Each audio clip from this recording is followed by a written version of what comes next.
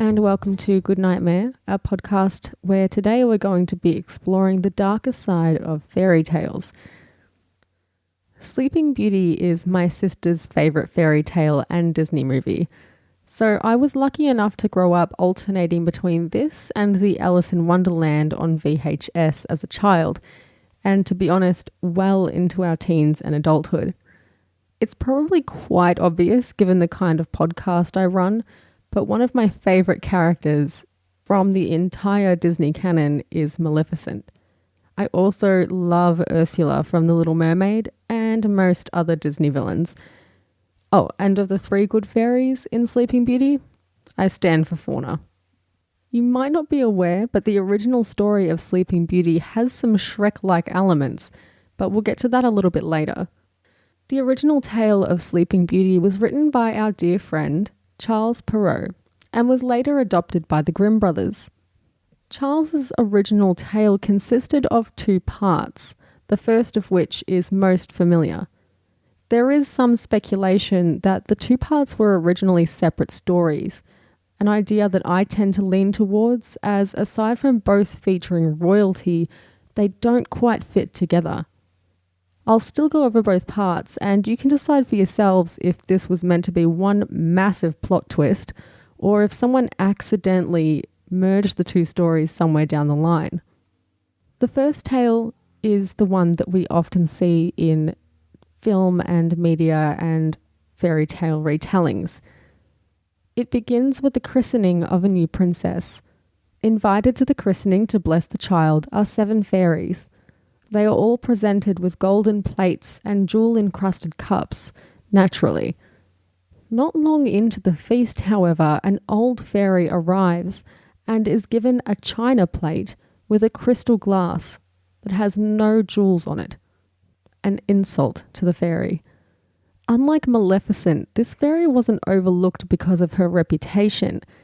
In fact, she was overlooked for a reason most of us can relate to. She'd been holed up in her tower alone for so long that the people of the kingdom thought she'd died, so they didn't invite her to the christening.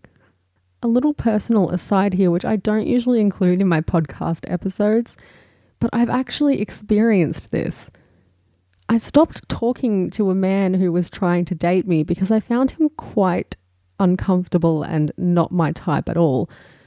And a year later, when I ran into him out at a bar, he actually told me that because I'd stopped talking to him, he assumed that I was dead. Probably a good choice to ghost him on my part. 6 of the 7 good fairies bless the child after the feast. They give her the gifts of beauty, wit, grace, goodness, dance, and song. But before the 7th fairy can offer her blessing, the old fairy, insulted by not being invited to the feast, enchants the child so that she will one day prick her finger on the spindle of a spinning wheel and die. Thankfully, the 7th fairy is able to help. While she can't undo the curse, she can alter it, so that when the young child pricks her finger, she will simply fall asleep for 100 years until she's awakened by a kiss from a prince. Please note here how Perrault has chosen a kiss to wake the princess. This will be important later when we look at other versions of the story. The king orders all spindles and spinning wheels must be burned, and that they would be outlawed in the kingdom. However, he is unable to prevent his daughter's fate. When she is 16 and her parents are away, she sees an old woman spinning yarn. Whether this is the fairy in disguise or simply an innocent old woman isn't specified. Not knowing what the spinning wheel is, having never seen one, she asks the woman if she can touch it. It's here that the princess pricks her finger and falls into a deep sleep. The king calls for the princess to be laid on a bed of gold and silver fabric in the finest room in the castle. Entry to her room would be forbidden to all. He and the queen bid farewell to the daughter they believe they have lost. They summon the good fairy who altered the curse, and the fairy believes that when Sleeping Beauty awakes in 100 years, she will be distraught. So she summons a forest of trees and brambles and puts everyone inside the castle to sleep. After 100 years, a prince discovers the castle and remembers what he was once told by an old man, that a beautiful princess lies asleep inside those walls and cannot be awakened without the kiss of a prince. This prince fights his way through the brambles and trees to find the castle and search for the princess. Awed by her beauty, he kneels by her and kisses her while she sleeps. The princess awakens, and she and the prince talk with each other for a very long time, while the rest of the people in the castle wake up. She and the prince later marry in the castle's chapel, and we can only assume that they live happily ever after. That is, unless you believe part 2 is part of the original story. The supposed second part of the story takes place after the wedding. The prince continues to visit the princess, and together they have 2 children, named Dawn and Day. The prince's mother, of ogre lineage, is at first unaware of their marriage and only finds out about the princess when it's the prince's time to take the throne. Of course, he brings with him his wife and children. In the typical evil queen style, the queen sends the princess and her children to live hidden in the woods. She orders her cook to kill and serve the children one by one, but the cook replaces the children with lamb. The evil queen then demands that the cook serves the princess for dinner. She offers to slit the princess's throat so that she may join her children that she believes to be dead. The cook once more uses a different meat as the substitute and claims to be serving up the princess for dinner to the ogre. He reunites the young children with their mother in secret. When the evil queen discovers that she's been tricked by the cook, she fills a tub in the courtyard with vipers and other venomous creatures to punish him. The prince, who had been absent while his wife was captive, returns before his mother can complete this task, and the queen, now exposed as an ogre and an evildoer, throws herself into the tub and is consumed. It's from then on that the prince and his wife and their children are able to live happily ever after. As you can see, the original tale is reasonably harmless, save for kissing a princess while she's sleeping. But to be fair, this was to save her life, kind of like a magical CPR. That being said, never ever do this in real life. Shocking to both me and probably some of you, when the Grimms adopted this tale, they didn't actually turn it any darker than the original version. It had many of the same elements of the princess pricking her finger, falling asleep, and being awoken by a prince's kiss. There is another version, however, which is incredibly disturbing. And this is the one that I'm going to share with you now. In Giambattista Basile's version, the princess is left in a deep sleep when she finds a flax splinter stuck in her finger.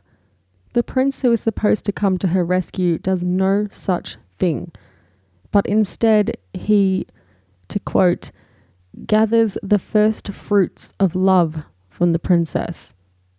It's exactly what you think it is. This leaves the princess still in her sleeping state and now pregnant with the prince's twins. She gives birth to them both while still sleeping. As the babies grow, they suck on her fingers, and it's through this suckling that the splinter of flax is removed from her finger and she awakes.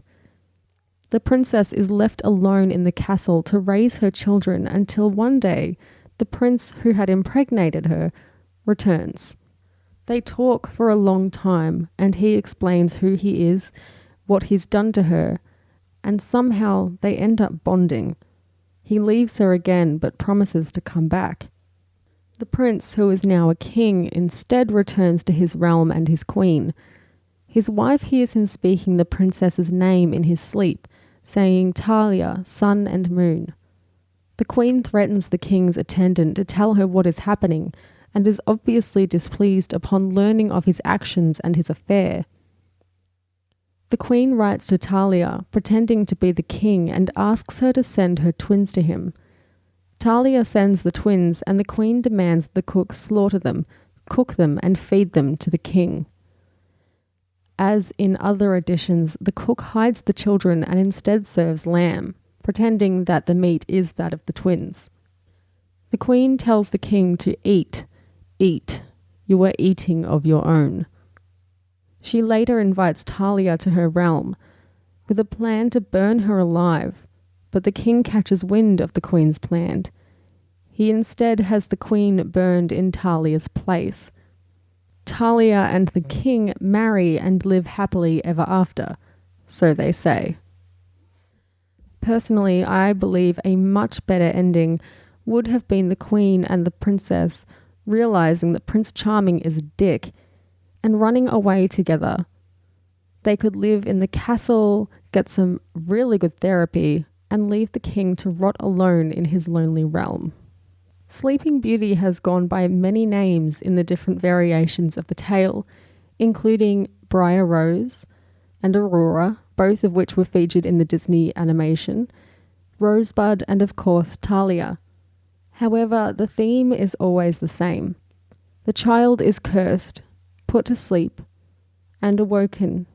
It's a little unnerving that someone could take such an innocent and sweet story and bring it down to that level where it's just disturbing. Unlike what these stories portray, it isn't always the stepmother or the fairy or the queen that's at fault. In most cases, it's the prince who causes the most damage and sends the unhealthy message that the princess should accept the first man that pays her attention, no matter what the cost or what that attention may be.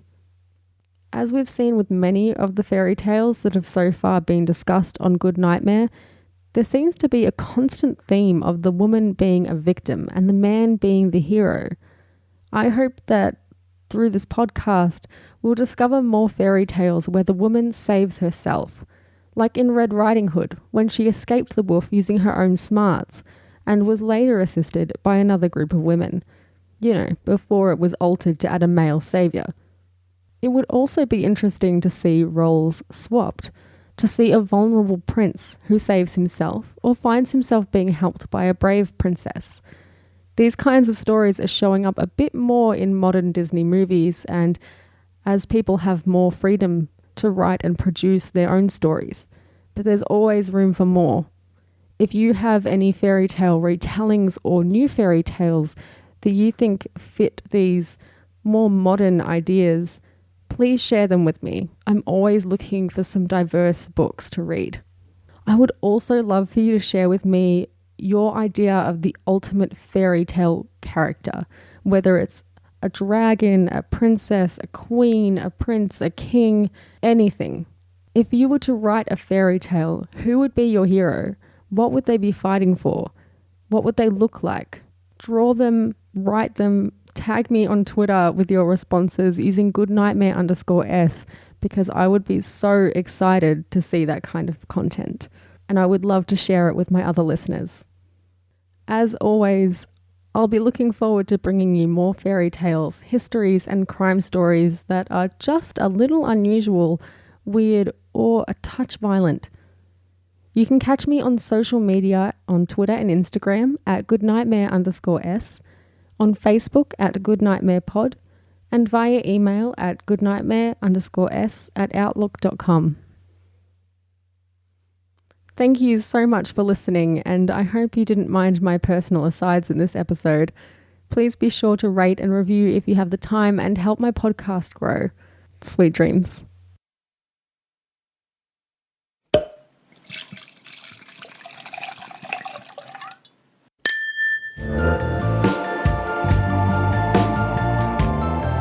Hey, true crime fans. Have you listened to Wine and Crime yet? We're a true crime comedy podcast hosted by three childhood friends who chug wine, chat true crime, and unleash our worst Minnesotan accents. Each week, us gals pick a true crime topic and pair it with a delicious wine before delving into the background and psychology behind the crime. Then we share and speculate wildly about a couple of bonkers cases related to the topic. Past episodes include necrophilia, cults, crimes of passion, cruise ship disappearances, exorcisms gone wrong, all this over a bottle of wine, or, let's be real, 3.